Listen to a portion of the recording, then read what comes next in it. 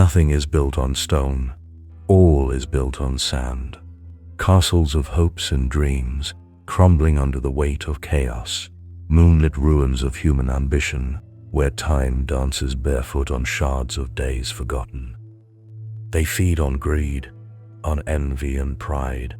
Expose your deepest fears and nurture your delusions, until your eyes become soulless and still, and can no longer grasp salvation.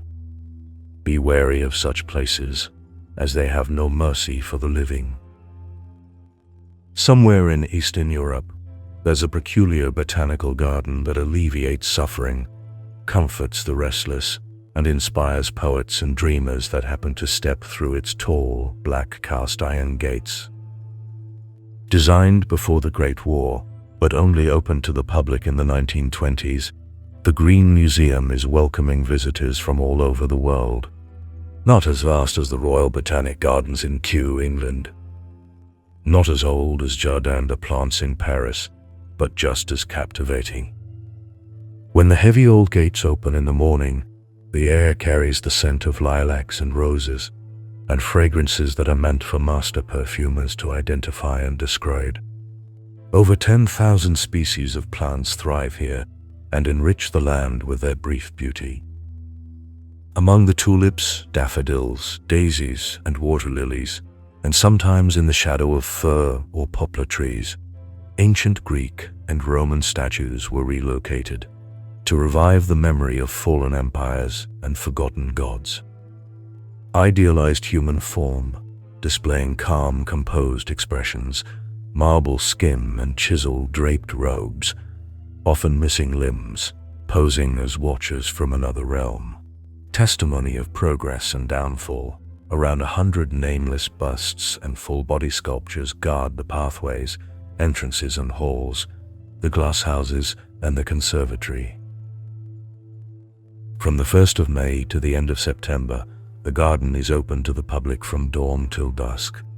Early mornings are reserved to organized groups. You can see teachers leading groups of 20 to 30 middle schoolers to the tropical glass house, one of the main attractions. Usually the warm afternoons bring in the elderly holding the tiny hands of their grandchildren. Kids are always inquisitive and enthusiastic. You can hear grandmothers telling them not to touch the plants and not to stray too far. Parents trying to explain photosynthesis, chlorophyll, only to end up answering 100 more questions. Later, the young couples arrive, sharing work-related problems, frustrations, and plans for the future. Love is in the air, but sometimes there's suspicion, jealousy, family issues, financial problems, political and religious debates. You can always tell if it's a first date by the soft voices, shy attempts of moving closer, eyes fixating on objects in the distance. Then the loners appear, gliding over the gravel path like ghosts from another dimension, lost in introspection, ignoring their surroundings. Some are busy typing, with heads bowed and eyes glued to their phone display, waiting for a reply. They slowly drag their feet along the path, uncanny robots of social media spiritual warfare. Bees hum softly. Birds of sunlight drips like honey through the leaves, weaving golden threads between shadows and breeze.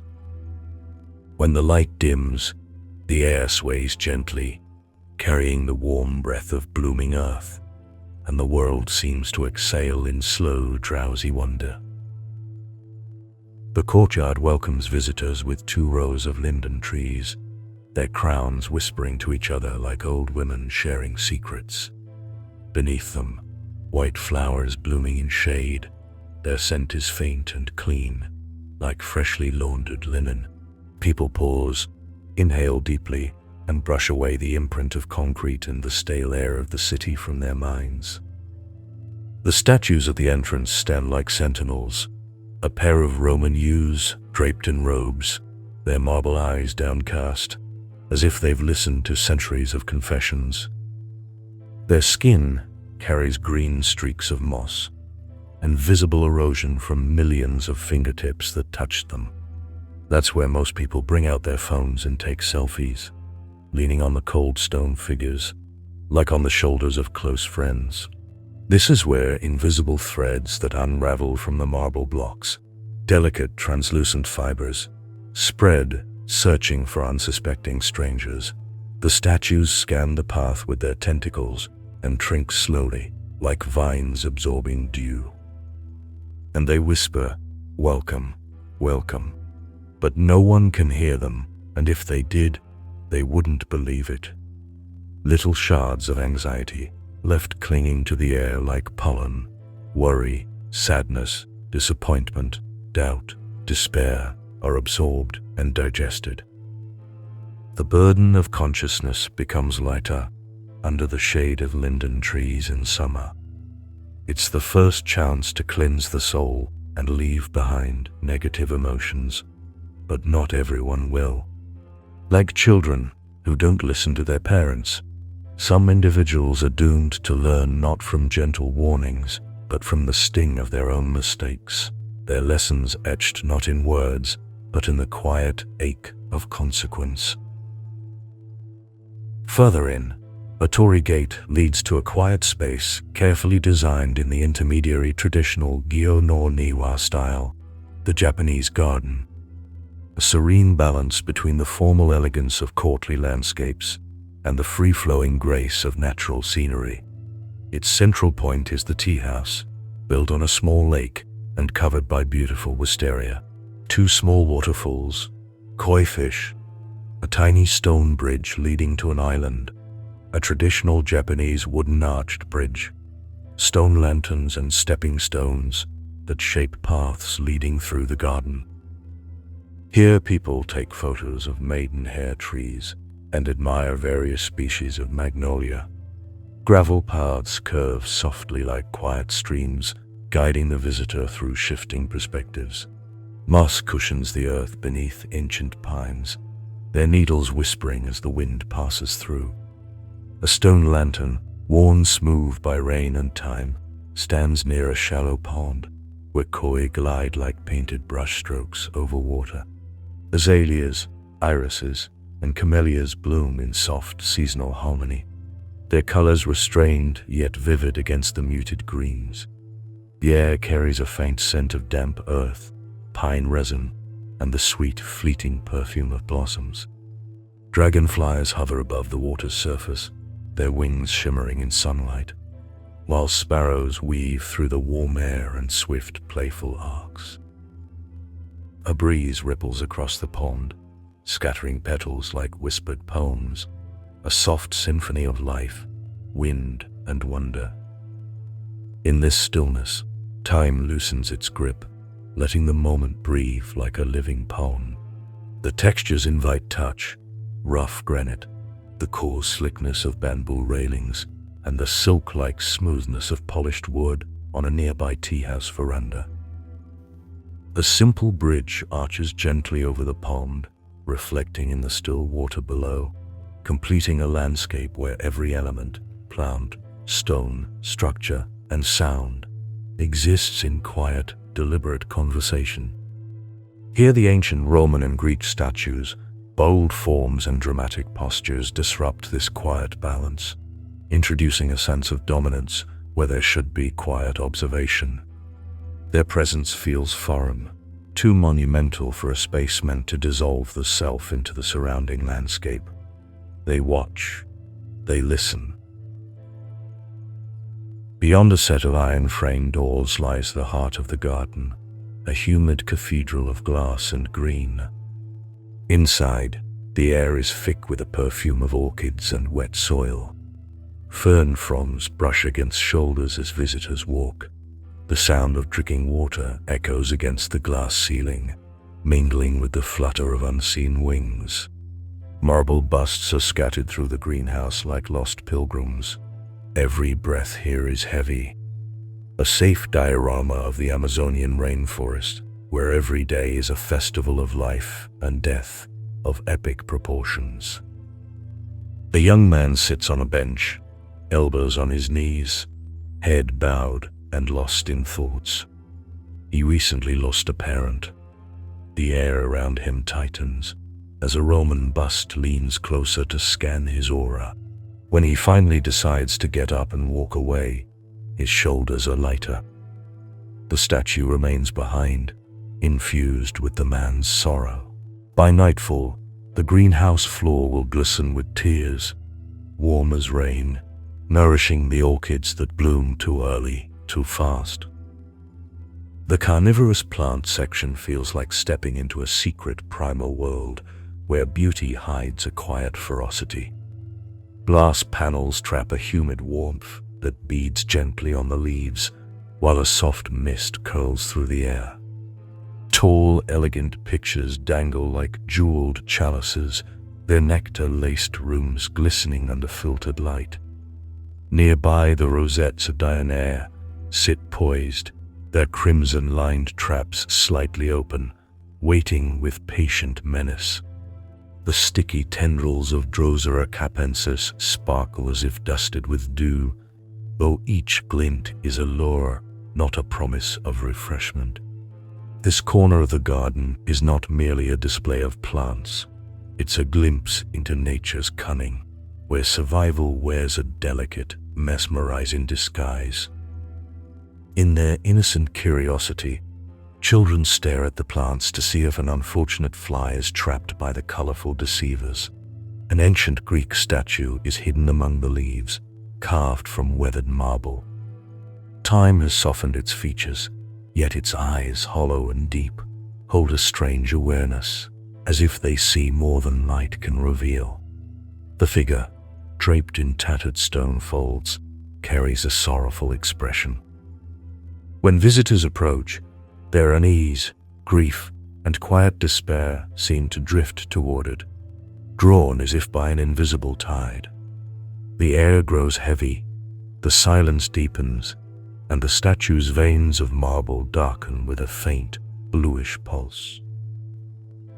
From the corners of its eyes, translucent tears begin to form, cool, glittering drops that trace slow paths down its cheeks before vanishing into the pedestal below. No one knows where the tears go or what becomes of them, only that those who linger before the statue leave lighter, as though something within them has been gently unburdened. The statue weeps endlessly, its compassion transformed into droplets.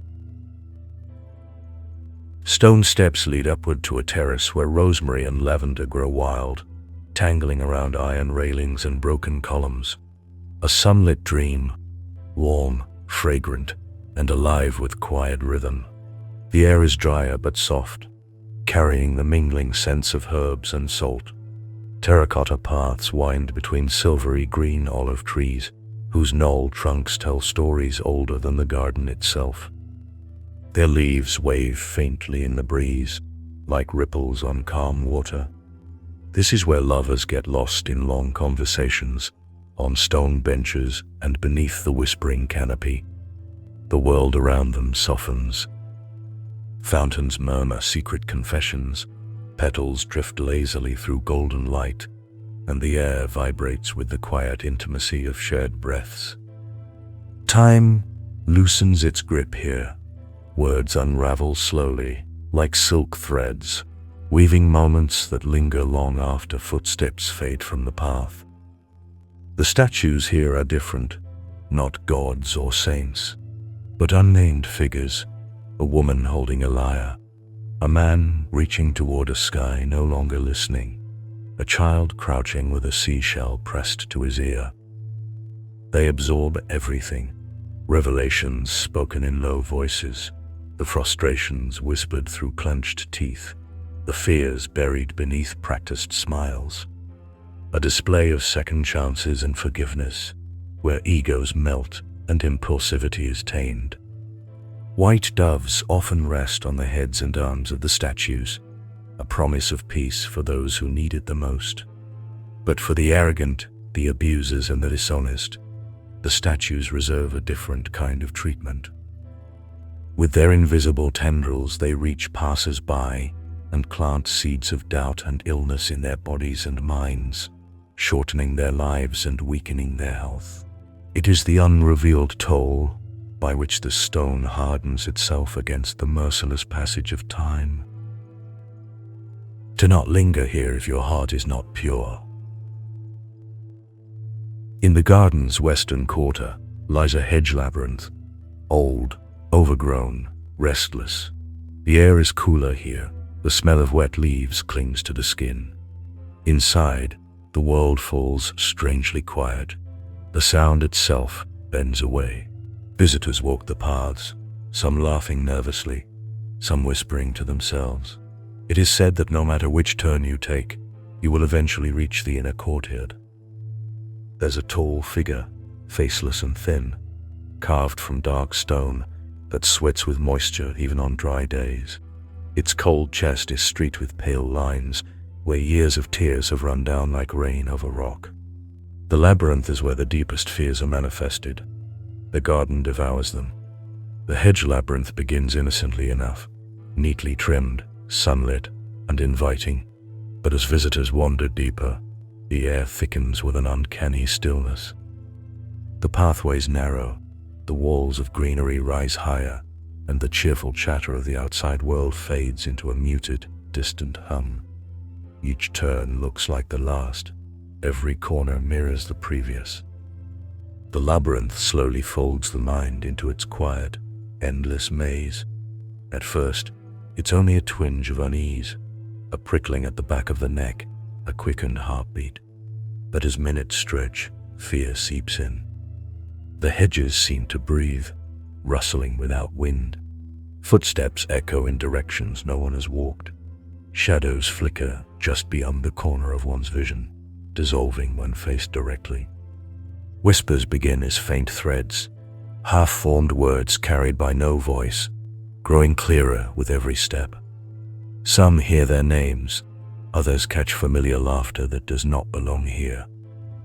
The green walls twist, bending light, making exits melt into more corridors. Faces emerge in the leaves, hard to discern, like memories surfacing from a dream. After half an hour, fear is no longer about being lost in space, but about being lost in perception. The labyrinth doesn't just hold people, it unravels them, turning their own senses into the maze. Those who emerge often pause and blink at the light, as if waking from sleep or stepping into the morning light after spending the whole night at the club. Do not fear. Fear is the enemy of reason, a restless echo, born not of truth, but of doubt's whispering. Let it drift through you like a passing storm, and it will leave no mark behind. Stand rooted in clarity, and watch how fear dissolves beneath the steady light of understanding.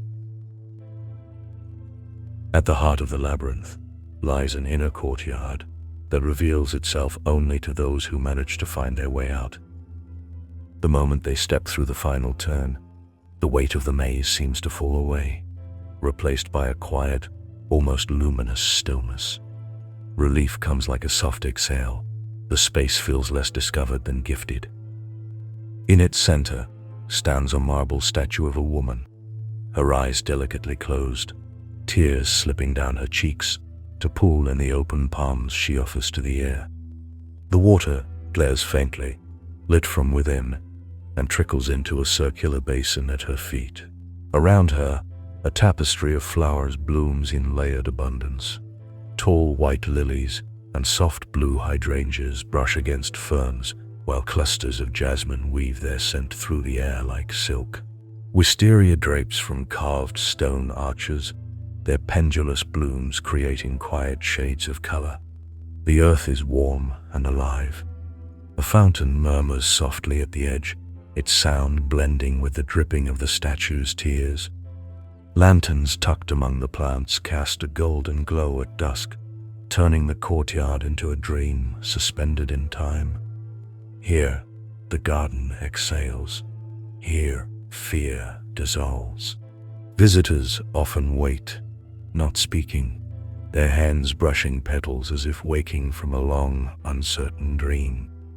The gardeners tend the flowers with gentle precision, protecting a riddle meant to be found only by the worthy. Above the arches, Vines spiral upward, weaving into a living canopy that softens the sunlight into a gentle golden mist. The air here carries the perfume of jasmine and damp earth, wrapping around visitors like a quiet embrace. Birds nest in the high corners of the courtyard, their songs echoing faintly, as if they too know this is a place set apart from ordinary time. Butterflies drift lazily over the basin, their wings catching the glow of the lanterns like tiny fragments of colored glass. The statue's tears reflect not water, but the quiet weight of what people carried through the labyrinth. For a moment, the courtyard seems to listen, holding their stories in silence. No one rushes to leave. In this place, time bends and softens, and even the most restless hearts learn to be still. Anxiety is a quiet storm, invisible to the world, but relentless beneath the skin. It twists ordinary moments into fragile thin plaster, making even stillness feel uncertain. Do not fear the future, a horizon that never arrives, a shape made of possibility, not presence. It's only a projection stretching beyond the edge of the living moment. What truly exists is this: the now, the pulse beneath the skin, the breath filling the lungs. The present is the only ground we ever stand on. The statues will be here forever, long after we're gone. In the late evening, the garden closes, the wind stills, and the lamps flicker. The last footsteps fade in the distance. The old statues begin to cry, slowly at first, a single tear down a cheek, then another, until the entire garden is threaded with the sound of dripping. It echoes through hedges, over stones, into flower beds.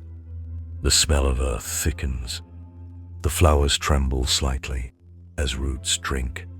Roses blush darker, lilies open wide, moss grows warm.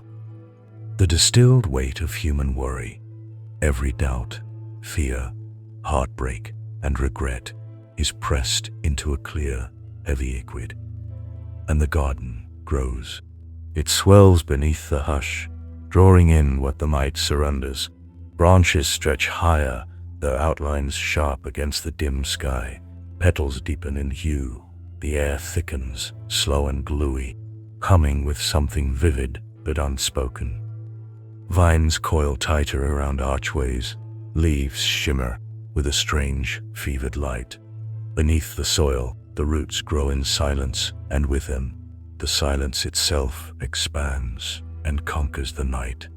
Silence is soft and warm and gentle, like a blanket at Grandma's place, falling asleep with the TV on. It heals, it comforts. Silence waits not to be broken, but to be met, understood. It offers the clarity that noise can never give. In its stillness, the mind begins to unclench, allowing thoughts to settle and take their true shape. Invite it in. Welcome, welcome. Make yourself at home, silence. I am your empty vessel. I am your humble servant.